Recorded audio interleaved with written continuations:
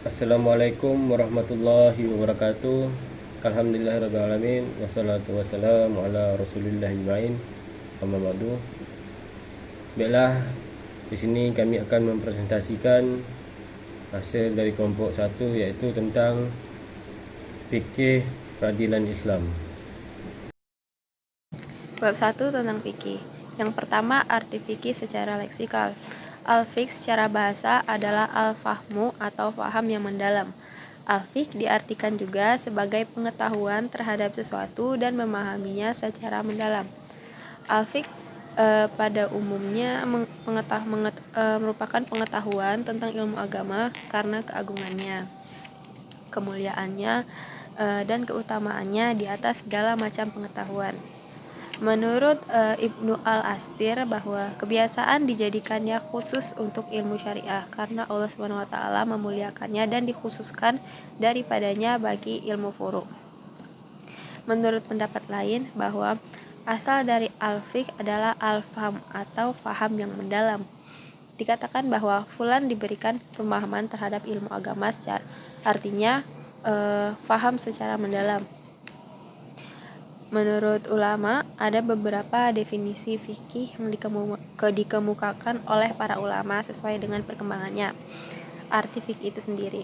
Misalnya, menurut Imam Abu Hanifah mendefinisikan fikih sebagai pengetahuan seseorang tentang hak dan kewajibannya. Definisi ini meliputi semua aspek kehidupan, yaitu akidah, syariah, dan akhlak. Fikih zamannya dan di zaman sebelumnya masih dipahami secara luas mencakup bidang ibadah, muamalah, dan akhlak. Ulama ushul menguraikan kandungan definisi tersebut. Yang pertama adalah fikih merupakan suatu ilmu yang mempunyai tema pokok dengan kaidah dan prinsip tertentu. Oleh karena itu, dalam kajian fikih para fuqaha menggunakan metode tertentu seperti qiyas, istihsan, istishab, istislah, dan sad al-zariyah. Yang kedua, fikih adalah ilmu tentang hukum syariah, yaitu kalamullah atau kitabullah yang berkaitan dengan perbuatan manusia, baik dalam bentuk perintah atau berbuat, larangan, pilihan, maupun yang lain. Karenanya, fikih diambil dari sumber-sumber syariat, bukan dari akal atau perasaan. Yang ketiga, fikih adalah ilmu tentang hukum syariah yang berkaitan dengan perbuatan manusia, baik dalam bentuk ibadah maupun muamalah. Atas dasar itu, hukum akidah akhlak tidak termasuk fikih. Yang keempat, fikih diperoleh berdasarkan melalui dalil-dalil tafsili atau terperinci dari Al-Quran, hadis, qiyas, dan ijma, melalui proses istidlal, istimbat, atau nazar atau analisis. Berdasarkan hal tersebut, fikih merupakan suatu upaya memperoleh hukum syara melalui kaidah dan metode usul fikih. Syariah dan fikih, meskipun syariah dan fikih memiliki ikatan yang kuat dan sulit dipisahkan, namun di antara keduanya terdapat perbedaan. Kalau kata syariah atau al-syariah secara leksikal berarti sumber air atau aliran air yang digunakan untuk minum. Dalam perkembangannya, kata syariat dalam perkembangannya digunakan oleh orang Arab untuk mengacu pada jalan atau agama yang lurus, karena kedua makna tersebut mempunyai keterkaitan makna. Sumber air atau aliran air merupakan kebutuhan pokok manusia untuk memelihara keselamatan jiwa dan tubuh. Sedangkan agama yang lurus atau jalan yang lurus merupakan kebutuhan pokok yang akan menyelamatkan dan membawa kebaikan bagi umat manusia. Ulama fikih menyatakan bahwa syariat dengan fikih tidak bisa disamakan. Alasannya, syariah bersumber dari Allah SWT dan Rasul-Nya, sedangkan fikih merupakan hasil pemikiran mujtahid dalam memahami ayat Al-Quran dan hadis Nabi. Sebelum dimasuki pemikiran manusia, syariat Islam selamanya benar. Adapun fikih, karena sudah merupakan hasil ijtihad atau pemikiran manusia, bisa benar dan bisa salah. Namun antara syariat dan fikih tidak bisa dipisahkan karena mempunyai keterkaitan yang erat. Objek ilmu fikih. Setiap perbuatan seorang mukallaf yang memiliki nilai dan telah ditentukan hukumnya Nilai perbuatan itu bisa berbentuk wajib, sunnah, mubah, haram, dan makruh. Sedangkan pembagian hukum fikih yaitu yang pertama ada fikih ibadah, fikih muamalah, fikih al-ahwal, fikih al-ahwal al-syakhsiyah, fikih jinayah, fikih ahkam al-qada, dan fikih syiasah, dan fikih al-adab. Sumber fikih. Yang dimaksudkan dengan sumber fikih adalah landasan yang digunakan untuk hukum fikih. Ulama fikih membagi dua sumber fikih, yaitu sumber yang disepakati dan sumber yang diperselisihkan. Sumber yang disepakati yaitu adalah Al-Quran dan Sunnah. Tetapi menurut jumhur ulama, sumber fikih yang disepakati ada 4, yaitu Al-Quran, Sunnah, Ijma, dan Qiyas. Adapun sumber yang diperselisihkan, yaitu istihsan, maslah al-mursalah, istishab, urf, sa'ad al-zariyah, mazhab sahabi, dan syar'u mun qablaha. Sejarah perkembangan fikih dimulai dari periode risalah. Periode ini dimulai sejak kerasulan Nabi Muhammad SAW sampai wafatnya Nabi SAW 11 Hijriah atau 632 Masehi. Periode Khulafaur Rasyidin. Periode ini dimulai sejak wafatnya Nabi Muhammad sampai Muawiyah bin Abi Sufyan memegang pemerintahan Islam pada 41 Hijriah atau 660 Masehi. Periode awal pertumbuhan fikih. Masa ini dimulai pada pertengahan abad 1 Hijriah sampai abad kedua Hijriah. Periode ini merupakan titik awal pertumbuhan fikih sebagai salah satu disiplin ilmu dalam Islam. Selanjutnya ada periode keemasan. Periode ini dimulai dari awal abad kedua Hijriah sampai pertengahan abad keempat Hijriah. Pada awal periode ini, pertentangan antara ahlul hadis dan ahlur ra'yi sangat tajam, sehingga menimbulkan semangat ijtihad bagi masing-masing aliran. Lalu ada periode takhrij, dan tarjih dalam masalah fikih. Periode ini dimulai dari pertengahan abad keempat Hijriah sampai pertengahan abad ke-7. Yang dimaksudkan dengan tahrij, dan tarjih adalah upaya yang dilakukan ulama masing-masing mazhab dalam mengomentari, memperjelas, dan mengulas pendapat para imam mereka. Periode kemurhan fikih. Masa ini dimulai pada pertengahan abad ke-7 sampai munculnya majalah Al-Ahkam Al-Adliyah, yaitu hukum perdata kerajaan Turki Utsmani pada 26 Sya'ban 1293 Hijriah. Perkembangan fikih periode ini merupakan lanjutan dari perkembangan yang semakin menurun pada periode sebelumnya. Periode ini dalam sejarah perkembangan fikih dikenal juga dengan periode taklid. Lalu ada periode mengkodifikasi fikih. Periode ini dimulai sejak munculnya majalah Al-Ahkam Al-Adliyah atau hukum perdata kerajaan Turki Utsmani pada 26 Syakban 1293 Hijriah sampai sekarang. Dasar hukumnya disyariatkan peradilan dalam Islam terdapat dalam Al-Quran, yaitu pada surah As-Sad ayat 26, surah Al-Maidah ayat 49, dan surah An-Nur ayat 48, dan surah An-Nisa ayat 65. Adapun hadisnya yang artinya dari Amrun bin As, sesungguhnya beliau mendengar Rasulullah SAW bersabda, kemudian jika seorang hakim memutuskan perkara, maka bersungguh-sungguh atau ijtihad, kemudian jika benar, maka baginya 2 pahala, dan jika seorang hakim menghukumi dan bersungguh-sungguh kemudian salah, maka baginya 1 pahala. Adapun ijma, dasar hukum yang ketiga peradilan Islam adalah ijma, yaitu bahwa menurut Ibnu Qudamah disyariatkan untuk mendirikan peradilan Islam disepakati oleh seluruh umat Islam. Hukum mendirikan peradilan Islam atas dasar ayat Al-Quran dan hadis di atas, para ulama baik kalangan sahabat, tabi'in maupun ulama-ulama sesudah mereka sepakat mengatakan bahwa mengadakan dan menjalankan lembaga peradilan Islam dalam wajib kifayah atau kewajiban kolektif umat Islam. Oleh sebab itu, pemimpin suatu negara Islam berkewajiban merujuk dan menetapkan hakim untuk lembaga peradilan Islam. Alasan yang dikemukakan ulama fikih dalam mewajibkan penunjukan dan penetapan hakim ini adalah firman Allah dalam surat An-Nisa ayat 135. Hikmah peradilan Islam. Sesungguhnya Allah Subhanahu wa taala mensyariatkan qada. Terdapat beberapa hikmah yang besar demi untuk menjaga hak, menegakkan keadilan, mengalahkan kebatilan, penjagaan hak-hak jiwa, harta, dan kehormatan. Allah menciptakan manusia dan menjadikan sebagian mereka membutuhkan bantuan dari sebagian lainnya dalam pelaksanaan beberapa perbuatan seperti jual beli, berbagai macam muamalah, nikah, talak, sewa menyewa, nafkah dan lain sebagainya dari kebutuhan hidup. Akan tetapi, terkadang didapati adanya beberapa pelanggaran atas syarat-syarat serta kaidah-kaidah tersebut, baik itu secara disengaja ataupun karena tidak disengaja, karena menimbulkan berbagai macam permasalahan dan terjadi pertentangan serta perselisihan, permusuhan serta pertikaian. Bahkan terkadang sampai kepada perampasan harta, melayangnya jiwa serta rusaknya rumah.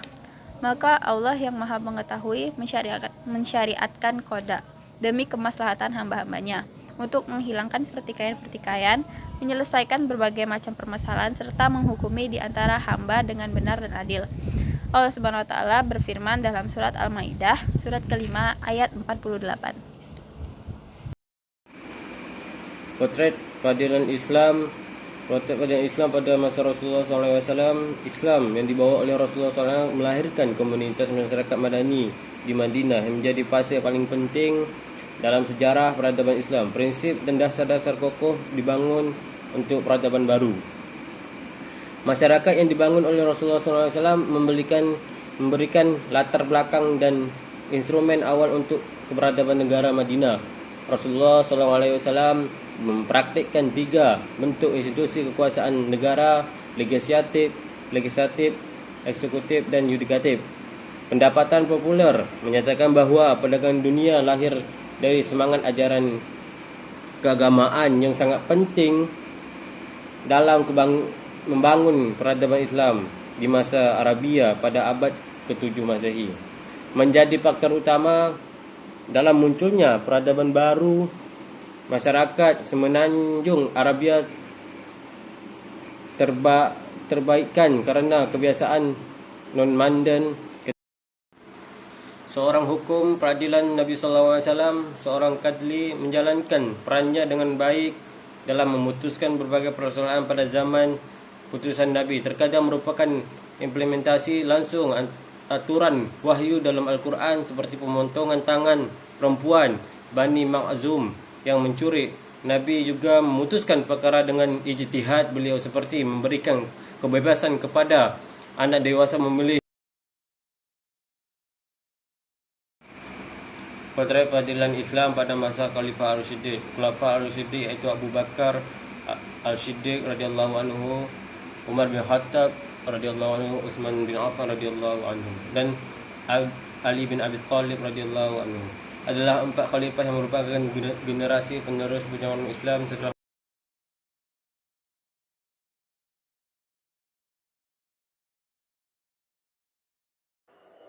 Selanjutnya, Khalifah Utsman radhiyallahu anhu. Setelah Umar bin Khattab meninggal karena dibunuh, kursi kekhalifahan dipegang oleh Sayyidina Utsman bin Affan yang mengkodifikasi Al-Quran setelah usulan Umar.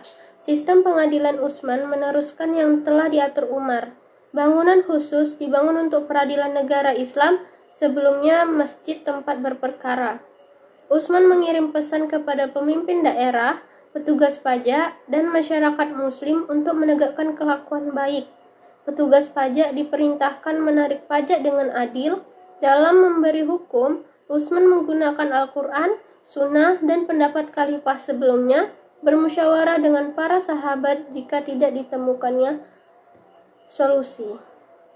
Setelah itu, Khalifah Ali bin Abi Thalib. Khalifah Ali bin Abi Thalib radhiyallahu anhu menggantikan Khalifah Utsman radhiyallahu anhu tanpa perubahan dalam peradilan, tetap berpegang pada Al-Quran, Sunnah, dan Khalifah sebelumnya sebelum bermusyawarah dengan sahabat lain. Gaji hakim dibayar dari Baitul Amal dan instruksi diberikan untuk memilih hakim yang utama dan berilmu. Ali radhiyallahu anhu memberikan banyak hukum yang dijadikan acuan, termasuk kasus istri yang suaminya meninggal sebelum menjimaknya. Ali menghukum bahwa istri tersebut tidak berhak atas mas kawin yang sepadan dengan mengacu pada wanita yang tertalak. Potret peradilan Islam selanjutnya bagian C pada masa Bani Umayyah. Bani Umayyah adalah kekhalifahan Islam pertama setelah masa Khulafa ar-Rasyidin yang memerintah dari abad 661 Masehi sampai 750 Masehi di Jazirah Arab dan sekitarnya, serta dari 756 Masehi sampai 1031 Masehi di Cordova, Spanyol. Nama dinasti ini dirujuk kepada Umayyah bin Abdul Syams, kakek buyut dari khalifah pertama Bani Umayyah, yaitu Muawiyah bin Abu Sufyan. Bani Umayyah memiliki ambisi untuk menjadi penguasa karena menganggap keturunan mereka berasal dari golongan bangsawan. Namun, mereka tidak populer di lingkungan Arab sehingga terjadi persaingan dengan pamannya, Hashim bin Abdul Al-Manaf. Muawiyah bin Abi Sufyan berhasil mencapai ambisinya menjadi penguasa dinasti Umayyah. Pusat pemerintahan dipindahkan ke Damaskus dan khalifah dibantu oleh Al-Kutab seperti Katib Al-Rasail dan Katib Al-Jun. Muawiyah memisahkan urusan keuangan dan pemerintahan, mengangkat gubernur di setiap provinsi dan pejabat khusus untuk memungut pajak. Lembaga kehakiman Nizam Al-Qadha dibentuk dengan kekuasaan dibagi menjadi Al-Qadi, Al-Hisbah, dan Al-Nazar fil Mazalim. Peradilan pada masa dinasti Umayyah mengikuti Al-Quran dan As-Sunnah dengan hakim memutuskan perkara berdasarkan ijtihad sendiri tanpa pengaruh penguasa. Putusan hakim berlaku untuk semua tanpa terkecuali. Potret peradilan Islam selanjutnya bagian D pada masa Abbasiyah. Pada masa dinasti Abbasiyah, umat Islam mengalami perkembangan dalam berbagai bidang, terutama ilmu pengetahuan dan pemerintahan. Dinasti ini mencapai masa kejayaan intelektual antara khalifah ketiga hingga ke-9, terutama pada masa Harun al-Rasyid dan al-Ma'mun. Dinasti Abbasiyah diidentikan dengan istilah The Golden Age of Islam karena kontribusi mereka dalam pengembangan keilmuan dan pemikiran. Perkembangan hukum Islam juga pesat pada masa dinasti Abbasiyah, terutama dalam pengkodifikasian ilmu fikih, kebebasan berpikir, dan persaingan bebas dalam mengeluarkan pendapat bagi para mujtahid memungkinkan kemajuan tersebut. Para ilmuwan pada saat itu mampu meninggalkan warisan intelektual yang berharga bagi generasi berikutnya. Daulat Abbasiyah membutuhkan jurisprudensi Islam yang praktis, sehingga terjadi polarisasi para fuqaha menjadi dua model, yaitu ahlu al-ra'i dan ahlu al-hadits. Imam Al-Syafi'i muncul sebagai tokoh yang menekuni pelajaran dari kedua kelompok tersebut. Terjadi perselisihan antara ahlu ar-ra'i dan ahlu al-hadits, terutama terhadap Imam Malik, guru Imam Al-Syafi'i. Karena perbedaan pendekatan dalam menentukan hukum, Imam Al-Syafi'i memilih untuk mempertahankan gurunya, Imam Malik, sebagai panutan karena pemahaman yang lebih baik tentang kitab Allah dan sunnah Nabi. Keberadaan peradilan pada masa Abbasiyah meneruskan tradisi hukum dari dinasti sebelumnya. Abbasiyah membentuk lembaga Qadi al-Qudat sebagai mahkamah agung. Persidangan di tempat yang ditentukan dengan hakim memiliki wewenang luas. Khalifah Abbasiyah tidak lagi terlibat dalam urusan peradilan, meninggalkan penanganan perkara kepada hakim yang ditunjuk. Dinasti Abbasiyah awalnya mengendalikan putusan peradilan, tetapi kemudian hakim-hakim daerah menjadi independen, menangani perdata, wakaf, dan urusan kepolisian. Ibnu Khaldun menyatakan peradilan juga memelihara hak-hak umum dan mengurus harta warisan. dengan hakim dari berbagai mazhab diangkat di setiap wilayah. Hakam-hakam dan badan arbitrase diperboleh dalam Islam, dengan wilayah al-hisbah dan al-mazalim dipisahkan dari peradilan. Qadi al-mazalim ditunjuk untuk menangani penyelewengan dan penganiayaan, serta tugasnya termasuk mengawasi penegakan hukum, distribusi bantuan pemerintah, membantu qadi, dan menjaga praktik ibadah. Khalifah seringkali menunjuk pejabat lembaga yang berwibawa untuk menghentikan kebobrokan dalam negara, seperti Nazal al-Mazalim yang mengawasi penyalahgunaan wewenang, distribusi bantuan, pelaksanaan keputusan pengadilan, dan praktik ibadah, serta mengembalikan barang curian pada pemiliknya. Baiklah, hanya ini yang dapat kami sampaikan dari kelompok 1. Lebih kurang kami mohon maaf, karena yang benar itu datang dari Allah SWT, yang salah itu datang dari diri kami sendiri. Saya akhiri, wassalamualaikum warahmatullahi wabarakatuh.